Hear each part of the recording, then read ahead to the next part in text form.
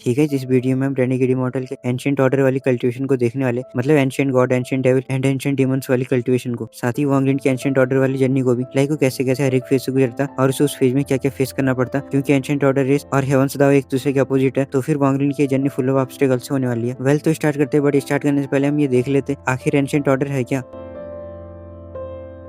Ancient order एक primordial race है जो यूनिवर्स बनने के टाइम में एग्जिस्टेंस में आई, और ये रेस पहले हेवंस दाव के साथ कंकरेंटली रहती थी, बट वो कोई भी हेवंस दाव को नहीं मानते थे। इसके बजाय एंशिएंट ऑर्डर रेस अपनी दाव रिफाइनमेंट से हेवंस दाव को सप्रेस करते थे। इस रेसिस्टेंस के कारण हुआ ये कि उन्हें एक ट्रेनिंग मेथड क्रिएट करना पड़ा जो कि बॉडी की खुद की पावर से स्ट्रेंथ हो सके, रेदर देन आउटसाइड एनर्जी, मतलब एक्सटर्नल स्पिरिचुअल एनर्जी पर रिले करने से। ऐसी ऐसी करके टाइम बीता गया और एक ऐसा टाइम आया जब एंशिएंट ऑर्डर रेस को इंटरनल स्कीम से गुजरना पड़ा, जिससे एंशिएंट रेस 3 सब रेसेस में डिवाइड हो गई, या फिर आप ये भी कह सकते हो एंशिएंट रेस 3 अलग अलग ब्रांच में बढ़ गई, ancient gods, ancient devils and ancient demons. ये तो थी एंशिएंट ऑर्डर की शॉर्ट इन्फॉर्मेशन। अब थोड़ी थोड़ी information ancient gods, ancient devils and ancient demons के बारे में भी देख लेते हैं। Ancient gods raw physical strength के पेनिकल को रिप्रेजेंट करते हैं, जिनकी बॉडी अनइमेजिनेबली एक्सपेंड हो सकती है। शॉर्ट में कहा जाए तो एंशिएंट गॉड्स की बॉडीज एस्ट्रोनॉमिकल स्किल्स तक एक्सपेंड हो सकती है, जो कि इनकी मेन कल्टिवेशन का फोकस एंड सोर्स भी है। एंशिएंट गॉड्स अपनी बॉडी को hardening and physical body expansion से हेवंस दाव को सप्रेस करते हैं। और अगर बात की जाए पावर्स की, तो कोई एंशिएंट गॉड कितना पावरफुल है वो इस बात पर डिपेंड करता है कि उसके फॉरहेड में कितने स्टार्स है। यस, एंशिएंट गॉड्स के फॉरहेड में जितने स्टार्स होंगे वो गॉड उतना ही पावरफुल होगा, और स्टार्स के नंबर 1 से 9 तक होते हैं, जो कि 2 colours purple and golden colour में कैटेगराइज्ड होते हैं।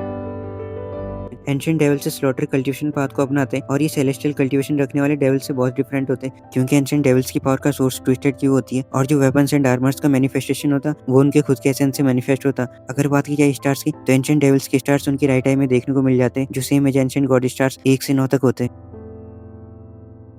Compare to ancient gods and ancient devils, ancient demons strength and brute force के बजाय पावरफुल स्पेल्स को यूज करना प्रायोरिटाइज करते हैं, जो स्पेल्स उनको रियलिटी को मैनिपुलेट करके सेलेस्टियल लॉ को बाईपास करने में हेल्प करता। और एंशिएंट डीमंस की खास बात ये होती है कि वो अपनी एक्सट्रीम यूनिटी के लिए जाने जाते हैं। अगर बात की जाए स्टार्स की, तो एंशिएंट डीमंस के स्टार उनकी लेफ्ट आई में देखने को मिल जाते हैं, जो कि 1 से 9 स्टार्स तक होते हैं। एंशिएंट ऑर्डर की तीनों ब्रांचेस के बारे में जानकर आपके मन में ये क्वेश्चन आ रहा होगा, आखिर इन तीनों में कौन ज्यादा पावरफुल है। वेल, इन तीनों में सबसे ज्यादा पावरफुल एंशिएंट गॉड्स होते हैं, फिर एंशिएंट डेविल्स, एंड जो सबसे वीकेस्ट है वो एंशिएंट डीमंस होते हैं। ये तो ancient gods, ancient devils and ancient demons के बारे में शॉर्ट इन्फॉर्मेशन। अब हम एंशिएंट ऑर्डर कल्टीवेशन का आर्किटेक्चर भी देख लेते हैं, मतलब star progression and trials.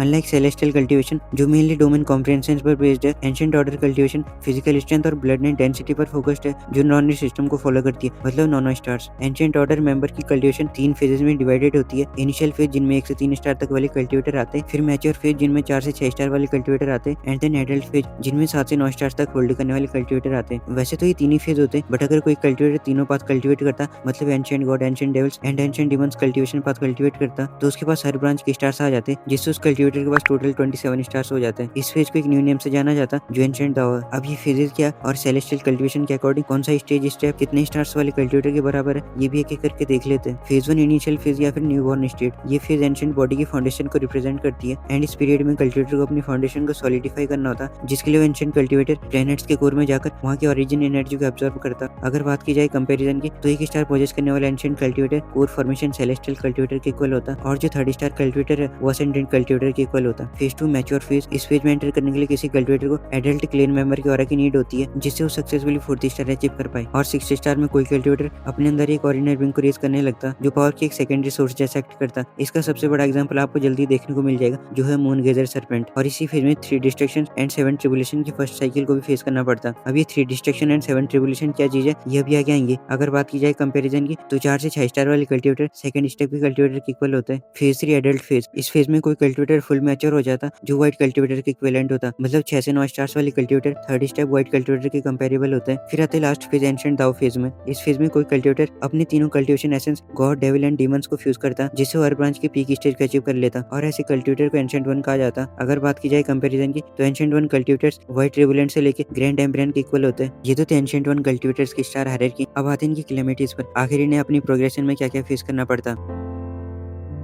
Well, ancient 1 path में कल्टीवेटर को एक calamity known as 3 destruction and 7 tribulation से गुजरना पड़ता। नाम से आपने गेस कर लिया होगा, एंशिएंट कल्टीवेशन पाथ के पिनेकल में पहुंचने के लिए किसी कल्टीवेटर को 3 डिस्ट्रक्शन एंड 7 ट्रिबुलेशन से गुजरना पड़ता, जो कि प्रीऑर्डिनेट कैटास्ट्रोफी है, जो इनकी लिमिट्स को टेस्ट करती है। इनमें से जो फर्स्ट डिस्ट्रक्शन है वो 6th स्टार अचीव करते टाइम फेस करनी पड़ती है, जिसमें कल्टीवेटर को 2 calamities known as bone calamity and flesh calamity को पार करना पड़ता, जो कि एंटायरली फिजिकल स्ट्रक्चर को टेस्ट करने पर बेस्ड है। और जो सेकंड डिस्ट्रक्शन है वो 8th स्टार को अचीव करते टाइम फेस करनी पड़ती है। इसमें कल्टीवेटर को again 2 tribulation, divine and soul tribulation tribulation को फेस करना पड़ता। ये ट्रिबुलेशन कल्टिवेटर की मेंटल एंड स्पिरिचुअल एस्पेक्ट पर फोकस्ड है, जिन्हें फेस करके उस कल्टिवेटर की डिवाइन सेंस में ड्रास्टिकली बूस्ट देखने को मिलता और सोल एनहांसमेंट्स होती है। फिर आते थर्ड डिस्ट्रक्शन, जो 9 स्टार अचीव करने के बाद फेस करनी पड़ती है, या फिर आप एक तरह से ये भी कह सकते हो जब कल्टिवेटर तीनों branch God, devil and demon cultivation path को फ्यूज करता, उस टाइम ये सब फेस करना पड़ता। थर्ड डिस्ट्रक्शन की स्कैरी बात ये है कि तीनों ट्रिबुलेशन एक साथ आती है, जिन्हें कल्टिवेटर को एक साथ विटनेस करना पड़ता। इसमें फर्स्ट ट्रिबुलेशन है ancient race heavenly blood calamity, जिसमें कल्टिवेटर के ब्लड लाइन को टेस्ट किया जाता आखिर उसकी ब्लड लाइन कितनी प्योर है। सेकंड ट्रिबुलेशन है एंशिएंट दाओ 3 सोल स्प्लिट्स, इसमें कल्टिवेटर की सोल 3 पार्ट्स में डिवाइड हो जाती है और उस कल्टिवेटर को तीनों सोल फ्रेगमेंट्स में कॉन्शियसनेस मेंटेन करनी होती है। जितनी लंबे टाइम तक ये प्रोसेस चलेगी उतनी सोल अपग्रेड होती है। मतलब देखा जाए तो स्प्लिट होने से फ्यूज होने तक की प्रोसेस जितनी लंबी होगी उतने बेनिफिट्स मिलेंगे। फिर आते third tribulation blessing of the ancient ancestor पर, जो बहुत ही रिस्की एंड डेंजरस ट्रायल है। इस ट्रायल में कल्टिवेटर एंसेस्टर टेंपल में जाता जहाँ उसे इनहेरिटेंस मिलती है। वेल यही है रेनेगेड इमोर्टल का पूरा एंशिएंट ऑर्डर कल्टिवेशन सिस्टम। अब बात कर लेते हैं जिस वीडियो का मेन टॉपिक है वांगलिन के एंशिएंट ऑर्डर वाली कल्टिवेशन जर्नी की, कैसे कैसे वांगलिन हर एक स्टार अचीव करता और फिर तीनों ब्रांच की कल्टिवेशन को फ्यूज करता। वांगलिन के लिए एंशिएंट गॉड पाथ चूज करना टोटली अनएक्सपेक्टेड था। Initially Wanglin celestial path choose करता, बट किसे पता था उसके फेट में एक और कल्टिवेशन पाथ कल्टिवेट करना भी लिखा हुआ होगा। वांगलिन के एंशिएंट कल्टिवेशन पाथ कल्टिवेट करने की जर्नी वहां से स्टार्ट होती है जब एक एल्डर वांगलिन को अपने साथ एंशिएंट गॉडलैंड में लेके जाता, जहां वांगलिन को तुलसी की आप इनहेरिटेंस मिलती है। और फिर क्या था, वांगलिन मौके का फायदा उठाते हुए दोनों पाथ एक साथ कल्टिवेट करना स्टार्ट करता। Main body ancient path follow करती है और अवतार सेलेस्टियल पाथ, जिसके बाद की जर्नी कुछ ऐसे स्टार्ट होती है, मतलब 1 स्टार से लेकर 27 स्टार तक की। ऑब्वियसली हर एक स्टार के लिए बताना मुश्किल होगा, इसलिए मैं जस्ट एंशिएंट गॉड बॉडी के स्टार्स के लिए डिटेल में एक्सप्लेन करूंगा। बाकी ancient demons and ancient devils के स्टार्स के लिए शॉर्ट में एक्सप्लेन करूंगा। एंशिएंट गॉड बॉडी का फर्स्ट स्टार वांगलिन तब अचीव करता जब एंशिएंट गॉडलैंड में उसकी बॉडी डिस्ट्रॉय हो जाती है। आई गेस तुसन से फाइट करते टाइम डिस्ट्रॉय हुई थी, जिसके बाद वांगलिन उस ड्रैगन लाइक फ्रेगमेंट में एंटर करके वहां जाता जहां तुसी ने अपनी इनहेरिटेंस को छुपाया था। वहीं पर 200 सालों तक कल्टिवेट करने के बाद वांगलिन फर्स्ट स्टार अचीव कर लेता। एंशिएंट गॉडलैंड से बाहर आने के बाद वांगलिन कई हाई ग्रेड पिल्स का ऑब्जर्व करता, जिससे वो सेकंड स्टार भी अचीव कर लेता। एंड आई गेस ये तब की बात है जब वांगलिन का अवतार उसकी हेल्प करता। जब ये प्रोसेस कंप्लीट होती है तब रियल वांगलिन तो प्लेनेट के कोर में चले जाता और अवतार सोल फॉर्मेशन में एडवांस होने के लिए बैठ जाता। जिसके बाद फिर हमें वांगलिन की एंशिएंट गॉड बॉडी तब देखने को मिलती है जब clone body soul refining sector में आके 1 बिलियन सोल फ्लैग के पोर्शन की एनर्जी को ऑब्जर्व करती है। सोल फ्लैग की एनर्जी को ऑब्जर्व करने के बाद ancient god body third star achieve कर लेती है। वांगलिन के फोर्थ स्टार अचीव करने की जर्नी 2 स्टेप प्रोसेस में है। एक तो ये कि वांगलिन पहले एक छोटे से प्लेनेट की एनर्जी को ऑब्जर्व करता, जिससे वो सिर्फ आप फोर्थ स्टार अचीव कर पाता। उसे पूरा करने के लिए वांगलिन एक पर्सन नॉन एज जी शियंतन की इनहेरिटेंस पावर को ऑब्जर्व करता, जिसके बाद वांगलिन सक्सेसफुली फोर्थ स्टार भी अचीव कर लेता और एंटर कर जाता एंशिएंट कल्टिवेशन के मैच्योर फेज में। फिफ्थ स्टार को अचीव करने में वांगलिन की हेल्प एक दूसरे एंशिएंट गॉड लुचियन करता। लुचियन अपने 2 स्टार वांगलिन को दे देता। अब वो क्यों देता, वो किसी सेपरेट वीडियो का टॉपिक है, क्योंकि इसमें काफी कुछ चीज है, बट मैं शॉर्ट में एक्सप्लेन कर देता हूँ। होता क्या है कि मोस्टली एंशिएंट गॉड्स के पास उनके अंदर एक beast known as moon eater serpent होता और वो बीस्ट उनकी बॉडी के अंदर एक पैरासाइट जैसा एक्ट करता। हाउएवर एंशिएंट गॉड्स को कोई हार्मनी पहुंचाता और अगर इन केस एंशिएंट गॉड मरता तो उस मून गेजर सर्पेंट का मरना भी तय हो जाता, एक्सेप्ट कुछ रेयर केस जो कि रेयर से भी रेयर केस होते हैं। एंड लुचियन के केस में भी यही हुआ। लुचियन के अंदर जो मून गेजर सर्पेंट था वो मरता नहीं है, बल्कि लुचियन को अपनी बॉडी के अंदर सील कर देता, जिससे उस सर्पेंट उसकी ब्लड लाइन को ऑब्जर्व कर सके और वो भी ठीक एंशिएंट गॉड जैसे अपने अंदर एंडलेसली छोटे छोटे सर्पेंट बना सके। स्टार्टिंग में लुचियन 8 स्टार एडल्ट एंशिएंट गॉड होता, बट जब वो वांगलिन को फर्स्ट टाइम मिलता उस टाइम बस वो 2 स्टार न्यूबॉर्न स्टेट में होता। अब ऐसा क्यों हुआ वो हम टाइम आने पर देखेंगे। अभी के लिए आप सिर्फ ये समझ सकते हो कि मून गेजर सर्पेंट काफी इंपॉर्टेंट रोल प्ले करने वाला। जब लुचियन को अपनी स्टेट का पता चलता तो अपने 2 स्टार्स वांगलिन को दे देता, जिन्हें ऑब्जर्व करके वांगलिन 5th स्टार अचीव कर लेता। इस डायरेक्ट ट्रांसफर से वांगलिन का सिग्निफिकेंट टाइम बच जाता।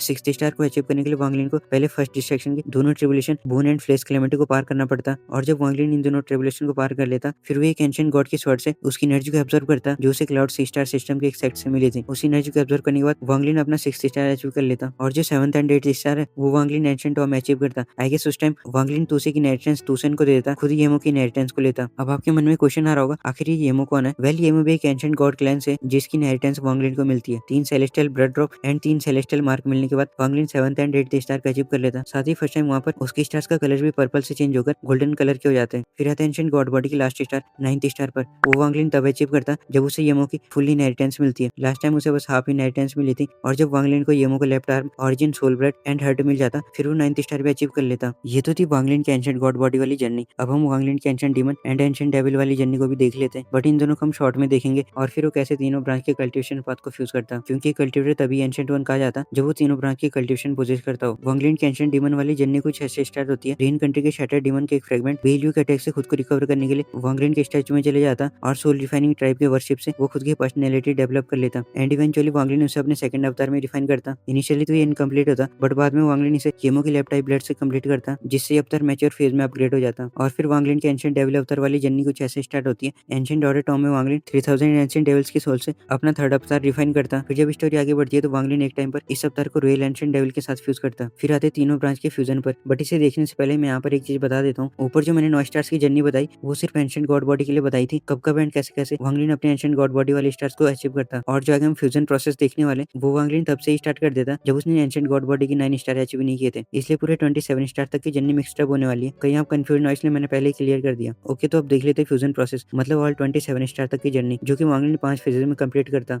First time Wanglin fusion process तब करता जब उसका सेलेस्टियल अवतार इमॉर्टल सेलेस्टियल बॉडी गेन करता। उस टाइम वांगलिन फाइंड आउट करता वो अपनी पावर्स का सिर्फ 20% ही यूज कर पा रहा। इसलिए इस प्रॉब्लम को सॉल्व करने के लिए वांगलिन एंशिएंट डेविल कॉर्प्स को अपनी मेन बॉडी के साथ फ्यूज करता, जिससे एंशिएंट डेविल अवतार के 7 स्टार्स एंशिएंट गॉड बॉडी के 60 स्टार के साथ मर्ज हो जाते हैं। शॉर्ट में कहा जाता है इस फ्यूजन के बाद वांगलिन के पास टोटल 13 स्टार्स हो जाते हैं और जो एंशिएंट डेविल वाले स्टार्स थे वो भी सेलेस्टियल एनर्जी के कारण गोल्डन कलर के हो जाते हैं। सेकंड टाइम ये प्रोसेस तब की जाती है जब वांगलिन अपने सेकंड अवतार एंशिएंट डीमन को येमो की लेफ्ट आई ब्लड को ऑब्जर्व करने देता, जिससे एंशिएंट डीमन के पास 7 स्टार्स हो जाते हैं। और फिर वांगलिन तीनों बॉडीज को फ्यूज करता जिससे उसके पास टोटल 20 स्टार्स हो जाते हैं, 7 एंशिएंट गॉड के, 7 एंशिएंट डीमन के और 6 एंशिएंट डेविल के। थर्ड टाइम वांगलिन इस प्रोसेस को एक एंशिएंट अल्टर में परफॉर्म करता। जहां तक मुझे याद है उस टाइम वांगलिन येमो की राइट आर्म को यूटिलाइज करके उससे 8 ब्लड ड्रॉप ऑब्जर्व करता, जिन्हें ऑब्जर्व करके वांगलिन की तीनों बॉडीज के पास 8-8 स्टार हो जाते हैं, जिससे वांगलिन 24 स्टार्स अचीव कर लेता। बट इस टाइम वांगलिन को तीनों एंशिएंट बॉडीज की ट्रिबुलेशन को एक साथ फेस करना पड़ता और जब वांगलिन सक्सेसफुली ट्रिबुलेशन पार कर लेता तो एंशिएंट एंसेस्टर को ब्लड ऑफर करता, जिससे उसे 9 सोल ब्लड ड्रॉप मिलती है, जिन्हें रिफाइन करके वांगलिन की ब्लड लाइन अनपैरेलल्ड लेवल में एडवांस हो जाती है और कहीं ना कहीं 25th स्टार पे अपेयर हो जाता।